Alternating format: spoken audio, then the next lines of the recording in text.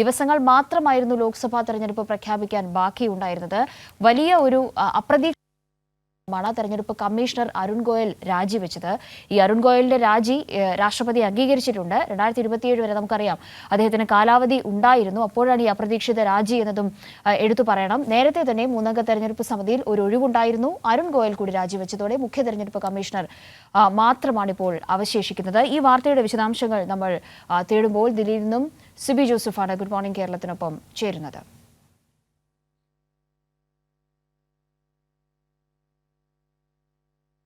Good morning Sibi.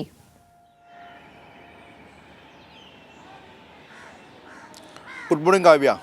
വലിയ അഭ്യൂഹവും ആശങ്കയും ഇപ്പോൾ നിലനിൽക്കുന്ന ഒരു ഘട്ടമാണ്. പ്രത്യേകിച്ച് ഒന്ന്, തെരഞ്ഞെടുപ്പ് പ്രഖ്യാപനം വൈകുമോ എന്നത്.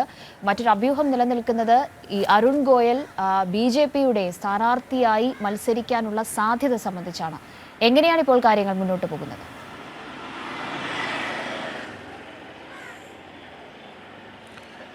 കാവ്യ, എന്തായാലും വളരെ വലിയൊരു ദുരൂഹതയാണ്. ഈ ലോക്സഭാ തെരഞ്ഞെടുപ്പിന് ഇനി 2-3 ദിവസത്തിനുള്ളിൽ തന്നെ പ്രഖ്യാപിക്കുമെന്ന് പറഞ്ഞിരിക്കുമ്പോഴാണ് ഇത്തരത്തിൽ തെരഞ്ഞെടുപ്പ് കമ്മീഷണർ ആയിരുന്ന അരുൺ ഗോയൽ രാജിവെക്കുന്നത്. അത് പൊടുന്നനെ രാജിവെക്കുകയും പെട്ടെന്ന് തന്നെ അദ്ദേഹത്തിൻ്റെ രാജി രാഷ്ട്രപതി ദ്രൗപദി മുർമു സ്വീകരിക്കുകയും ചെയ്യുന്നു.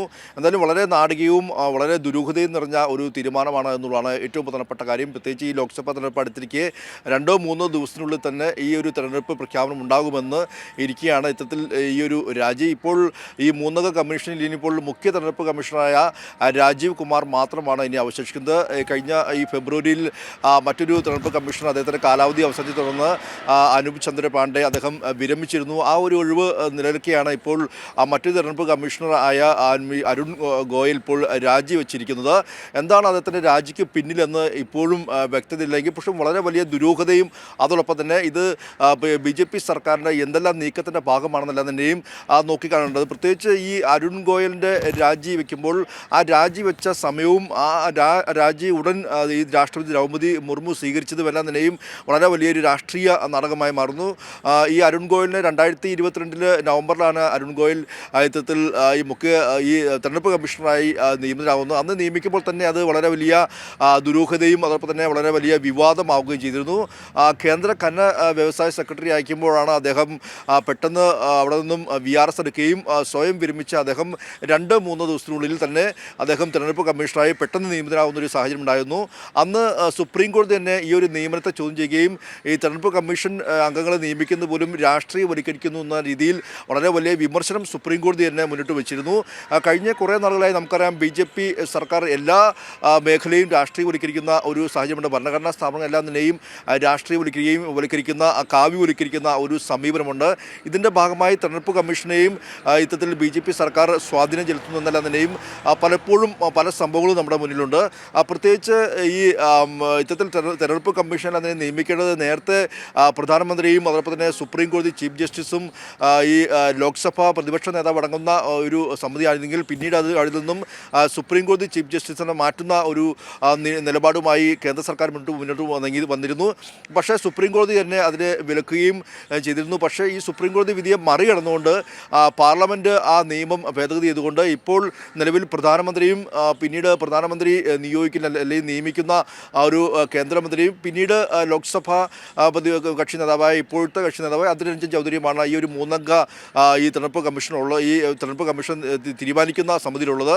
സ്വാഭാവികമായും 3-2 ഭൂരിപക്ഷം BJPക്കുണ്ട്. അതുകൊണ്ട് തന്നെ അതെല്ലാം തന്നെയും ഇനിയിപ്പോൾ വരാൻ പോകുന്ന 2 ഒഴിവിലും സ്വാഭാവികമായും BJP നിയോഗിക്കുന്ന അല്ലെങ്കിൽ BJPയുടെ കൃത്യമായ RSS നോമിനികളായിരിക്കും വരാൻ പോകുന്നത് എന്ന കാര്യത്തിൽ യാതൊരു സംശയവുമില്ല.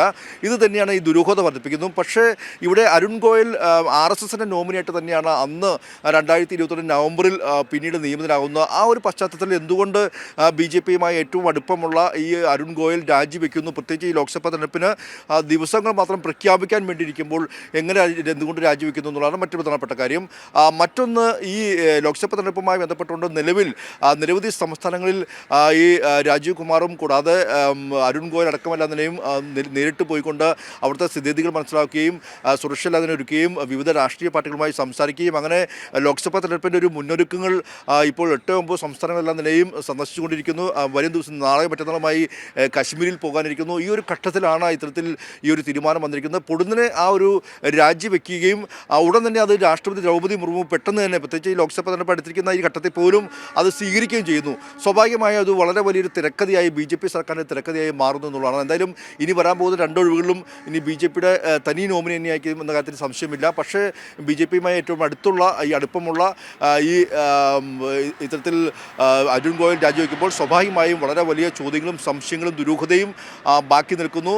ബംഗാളിലും ദില്ലിയിലും അടക്കമെല്ലാതിനെയും ഈ ലോക്സഭാ തെരഞ്ഞെടുപ്പിൻ്റെ തീയതിയുമായി നിശ്ചയിക്കുന്നതുമായി ബന്ധപ്പെട്ടുകൊണ്ട് മുഖ്യ തെരഞ്ഞെടുപ്പ് കമ്മീഷണറായ രാജീവ് കുമാറുമായി ചില അഭിപ്രായ വ്യത്യാസങ്ങൾ ഇദ്ദേഹത്തിന് ഉണ്ടായിരുന്നു എന്നെല്ലാം തന്നെയും പറഞ്ഞു കേൾക്കുന്നു. പക്ഷേ ഇതൊന്നും സ്ഥിരീകരണമല്ല. ഇപ്പോഴും ഒരു വളരെ വലിയ ദുരൂഹത ബാക്കി നിൽക്കുന്നു എന്നുള്ളതാണ് ഈ അരുൺ ഗോയലിൻ്റെ രാജി സംബന്ധിച്ച് നമുക്ക് പറയേണ്ടിയിരിക്കുന്നത്. എന്തായാലും BJPയുമായി അദ്ദേഹം മറ്റ് ലോക്സഭാ സീറ്റിൽ മത്സരിക്കുമെന്ന ചോദ്യത്തിന് ഒരുപക്ഷെ നിയമവിദഗ്ധ ചൂണ്ടിക്കാട്ടുന്നത് അദ്ദേഹത്തിന് അങ്ങനെ 6 മാസത്തിനുള്ളിൽ റൂൾ പ്രകാരം ഇത്തരത്തിൽ മത്സരിക്കാൻ കഴിയില്ല എന്നുള്ളതാണ് മറ്റൊരു നിയമവിദഗ്ധ ചൂണ്ടിക്കാട്ടുന്നത്. എന്തായാലും ഇനി എന്തൊക്കെയാണ് BJP സർക്കാർ ഇതുകൊണ്ട് ഉദ്ദേശിക്കുന്നതെന്നല്ല അതിനെയും നമ്മൾ രാഷ്ട്രീയമായി നോക്കിക്കാണുന്നത്. എന്തായാലും വളരെ വലിയ ദുരൂഹത ഇക്കാര്യത്തിലുണ്ട് എന്ന കാര്യത്തിൽ യാതൊരു സംശയവുമില്ല കാവ്യ. ശരി സിബി, എന്തായാലും ദുരൂഹത നിറഞ്ഞിട്ടുണ്ടോ, ഇതൊരു രാഷ്ട്രീയ നാടകമായി വേണോ ചിത്രീകരിക്കാൻ എന്നതടക്കമുള്ള ചോദ്യങ്ങൾക്ക് മറുപടി ലഭിക്കാൻ ചുരുങ്ങിയ മണിക്കൂറുകൾ മാത്രമേ ഉണ്ടാവുകയുള്ളൂ എന്നതാണ് ഇപ്പോൾ നമ്മൾ പ്രതീക്ഷിക്കുന്നത്. സിബിയാണ് അതുമായി ബന്ധപ്പെട്ട സമഗ്ര വിവരങ്ങൾ നൽകിയത്.